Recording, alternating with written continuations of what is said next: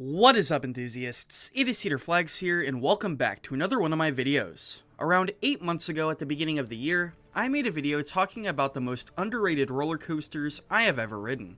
And at the time, my coaster count was only 161.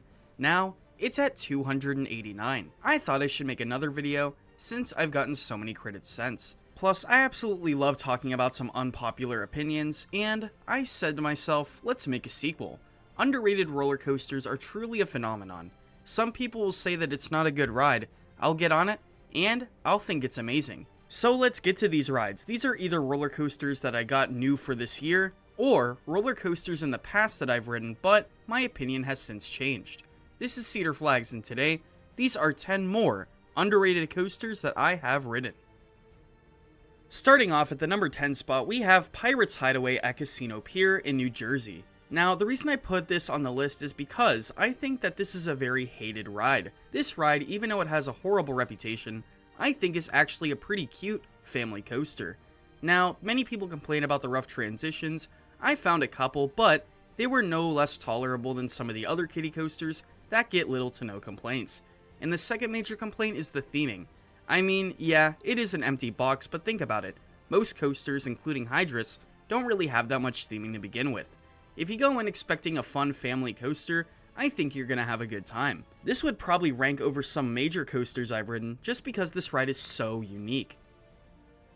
The number 9 spot brings us from New Jersey to Pennsylvania to talk about Hydra The Revenge at Dorney Park. Now, many people will put this in the middle of the road with some B&M floorless coasters, but I actually found it to be a lot better than what I was expecting. Starting off with some of the unique elements and profiling, I find this to be a very unique ride. But the thing that took me away the most is the unexpected airtime that you find on this ride. When this ride warms up in the afternoon, you might even get ejector, and that was very surprising for a ride model like this. Now, I don't really know if this is my favorite B&M floorless, but it could be up there. But what I do have to say is this is easily the most unique, and it quite possibly could be my favorite ride at Dorney Park. I just haven't decided between the big three. Now, the number 8 spot takes us to the Midwest at Six Flags Great America in Chicago, Illinois. We are going to be talking about Viper, which is the in-house wooden coaster here. Let me just say, this ride does not get talked about anywhere near as much as it should.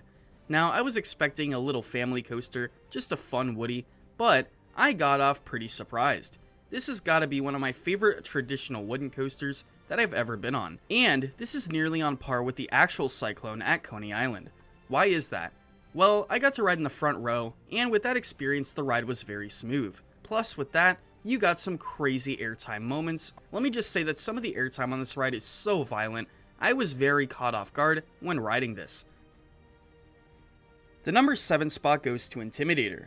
No, not Intimidator at King's Dominion. I'm actually talking about the Intimidator at Carowinds in the Carolinas. This is actually my favorite of the two Intimidators, and is my favorite B&M at Carowinds. I have been on plenty of B&M hypers. In fact, there's another one coming up later on the list, but why am I talking about this one in particular? Well, the last few times I got to go on this ride, I have to say, I got quite the experience. Very forceful valleys, and sitting in the back rows, I got some pretty good Flowjector airtime. The full layout really brings a smile to my face, and the mix of positive and very strong negatives definitely make this ride a much better experience. I really don't know why I put this so high, but it must have been just a very good day for this incredible B&M hyper. For the number 6 spot, we go to one of my home parks, Cedar Point in Ohio. We are talking about Gemini. This is the 1970s hybrid coaster, and man, this ride is so good. And to be honest, this spot really only goes towards the back rows of this ride because if you're sitting in the middle to front rows, you really don't get the same experience. But if you're sitting near the back rows of this ride, you get some of the best janky aero airtime ever. This makes this ride a top 5 coaster at Cedar Point, and including some moments like the drop and some of the airtime hills at the end, especially if the ride's trimless, this might honestly be my favorite aero of all time. This ride currently has a spot in my top 40, and for good reason. Now, I love a good ride on Magnum XL 200, but I think this is the king of arrows at the coaster capital of the world. Now, I said I was going to talk about another B&M hyper on the list, and to go back to Six Flags Great America, we are going to be talking about Raging Bull. Funny story, when I first went here in 2021, I was pretty unimpressed by Raging Bull. I thought it was okay, but I really didn't like it too much. And that's probably because I sat in the third or second to back instead of the back.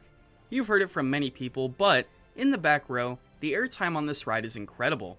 That first drop, along with some of the other drops, including the one off of the mid-course brake run, really makes this ride something incredible. And I love the variety on this ride compared to some other lackluster B&M hypers with the twister layout. This ride is truly incredible and my favorite at Six Flags Great America. Now, let's do a little bit of a change of pace. We are going to be going from Chicago to upstate New York to talk about the Great Escape. This has got to be one of the most underrated amusement parks I have ever been to for so many reasons, but one of them has to be Comet. It was actually relocated to Great Escape in the middle of its lifetime, and I have to say that after almost 100 years of wear and tear and a relocation, you would think that this ride would get pretty rough. But with the exception of a few major potholes, this ride is actually pretty smooth. I think it's a very lovable wooden coaster with some of the best lateral and negative forces I've experienced on a ride like this, and a very long and sprawling layout. This ride feels like it never ends, and I think that is truly the main reason why it ends up on this list and so high in my coaster rankings. Now we are getting into the top 3, and to continue the trend of wooden roller coasters, we are going to go to Michigan's Adventure to talk about Shivering Timbers. Now, this park doesn't really get that much attention, and I think that's the main reason that this ride is so underrated. This has got to be my favorite CCI, and for many reasons. 1, the absolutely massive layout. This layout goes on so long, it feels like an eternity. And then, when you sit in the back row of this ride especially, every single hill on this ride has some sort of force. This ride ranks so high on my list, in fact, it has a nice spot in my top 10. Over some rides like Maverick at Cedar Point and Skyrush at Hershey Park. The mix of lateral forces and airtime, similar to Comet, puts this ride so high on my rankings, and rightfully so. Now, the number 2 spot is actually ranked a little lower than Shivering Timbers, but the reason I have it so high on this list is just because of the reviews that it gets compared to Shivering Timbers. Now, I do understand that this ride did not run as good in 2021 when it first opened, and I didn't get to ride it until a few months ago in 2022.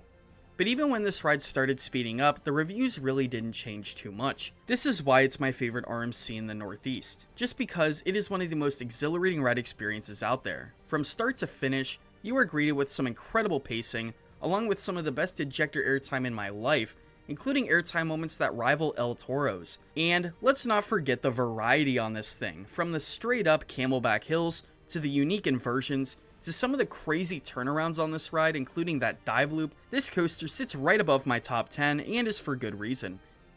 Finally, we get to the cream of the crop. We are going to be going to Carowinds again to talk about Copperhead Strike, the king of coasters at Carowinds. This is one of the most well-rounded coasters I have ever been on in my lifetime, and honestly, when I hear other people talk about it, it seems like they rode a completely different coaster to what I got to go on. In my opinion, this ride is one of the best coasters on the planet.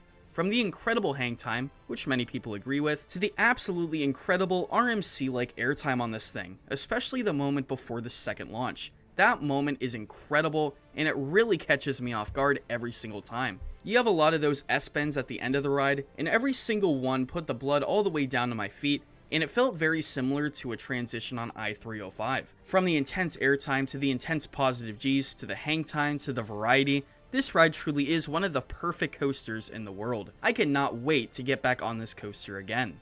What are some of the underrated coasters that you've been on? Let me know in the comments below, and if I didn't name a coaster, it might have been in the last video. I will leave that link in the description. Either that, or I haven't been on it at all. Let me know some underrated coasters you've been on, and until next time, this is Cedar Flags, and I will see you all later.